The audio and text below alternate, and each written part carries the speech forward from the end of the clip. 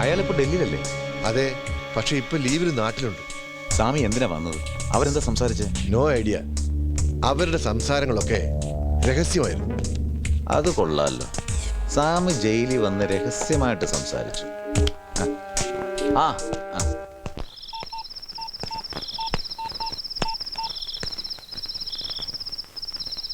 Koladi work ചെയ്യല്ലേ? എവിടെയാണല്ലോ താൻ? തലസ്ഥാനത്ത് തന്നെ ഉണ്ടോ? നന്നായി. തന്നെ എനിക്കൊന്ന് നേരിട്ട് കാണണം.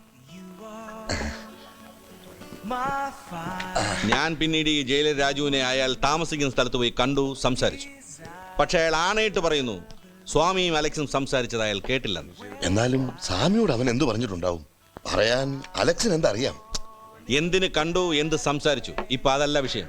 അവൻ സംസാരിച്ചു. കേട്ടത് സേതുരാമയ്യ. 6ാം ഇന്ദ്രിയം ഉള്ളവനാണ് അയാൾ. എന്റെ അച്ഛൻ ദേവദാസ് കുറെ മുട്ടുമടക്കിയിട്ടുള്ളതാണ് അയാളുടെ മുന്നിൽ. ഈ CBI എന്ന് പറഞ്ഞാൽ ഞങ്ങൾ പോലീസുകാർക്ക് പുല്ലുവിലയാ. പക്ഷേ സേതുരാമയ്യർ CBI എന്ന് പറഞ്ഞാൽ പ്രതിപക്ഷ ബഹുമാനം കൊണ്ട് പറയല്ല, ആടിമൂടി അറിയാതൊന്ന് പറയ്ക്കും. It's a fact.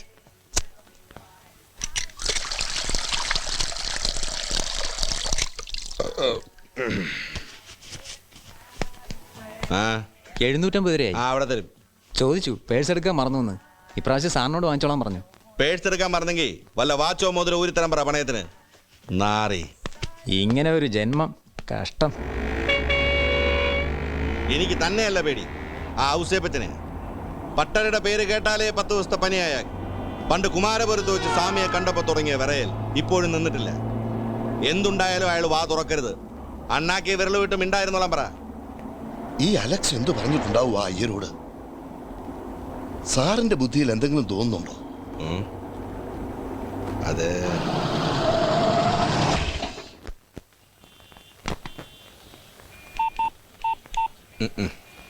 ഇപ്പൊ വരാം.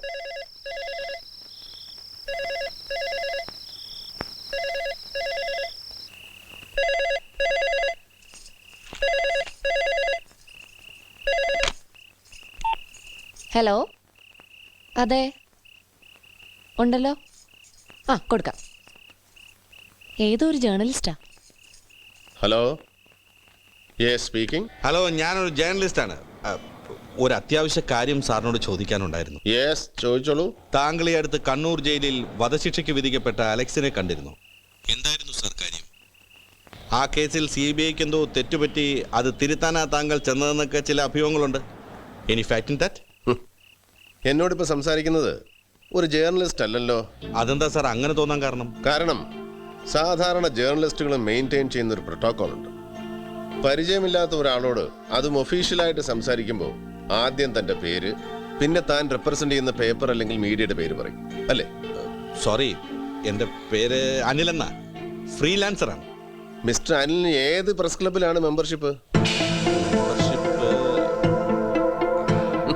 പെട്ടെന്ന് കിട്ടുന്നില്ലല്ലേ? സാരമില്ല, ആലോചിച്ചിട്ട് പറഞ്ഞാൽ മതി, ഞാൻ ഹോൾഡ് ചെയ്യാം. നാശം. ആ ഏകദേശം സാറിനുണ്ടായ പോലെ ഒരു അനുഭവം എനിക്കും ഉണ്ടായി. പക്ഷേ വിളിച്ചത് പരിചയമുള്ള ആൾ തന്നെ. ആരാ അത്? കണ്ണൂർ ജയിലിലെ ജയിലർ രാജു. ഒരുപക്ഷെ സാറ് മറന്നു കാണില്ല, നമ്മുടെ പഴയ DYSP ദേവദാസ്, കുമാരപുരം ഫെയിം. അദ്ദേഹം മരിച്ചു. അദ്ദേഹത്തിന്റെ മകൻ സത്യദാസ് DYSP-യാ.